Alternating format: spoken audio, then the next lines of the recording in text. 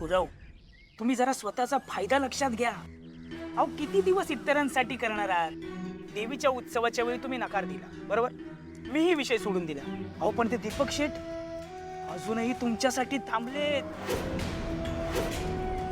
थांबलेत म्हणजे? अहो वहिनी, त्यांनी अजून आपल्या फॅक्टरीचं काम सुरू केलेलं नाहीये असा फोन आला होता मला.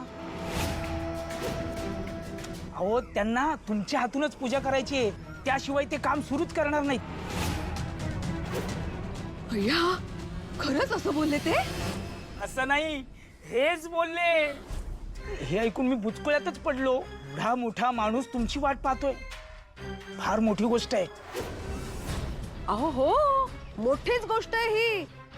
मागच्या वेळेलाच मी यांना सांगितलं होतं, मोठा माणूस आहे नाही म्हणू नका, पण ऐकलं नाही यांनी. वहिनी, अहो झालं की ना, विसरून जा. अहो गुरव, संधी चालून आले. अहो आता दक्षिणा म्हणून 8-10 लाख रुपये मिळणार आहेत. जरा विचार करा, तुमच्या सगळ्या अडचणी दूर होतील.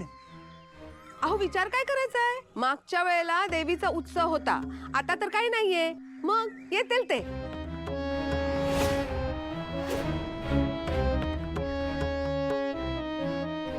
मी ना तुमचं सामान घेऊन येते.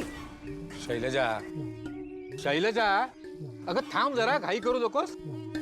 अगं मला ठरवू तर ते आधी. अहो उलट आता घाई करा. देवीच्या उत्सवासाठी लाखो रुपये सोडले आणि कामकऱ्यांनी काय दिलं तुम्हाला?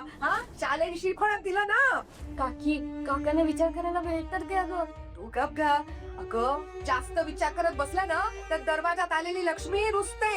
आणि घरात लक्ष्मी येत असताना तिला वाट बघायला लावणं चांगलं नाही अगं. ह्या सगळ्यात आपल्या घराचा उद्धार आहे की नाही? चला चला चला.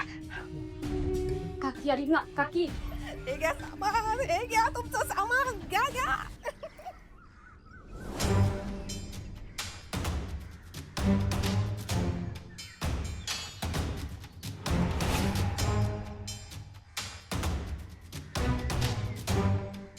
गुरव, तुम्ही फार विचार करता राव.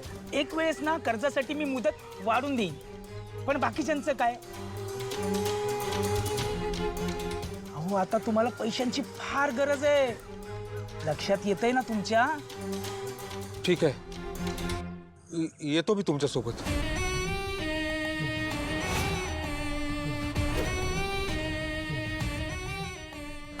नशीब माझं.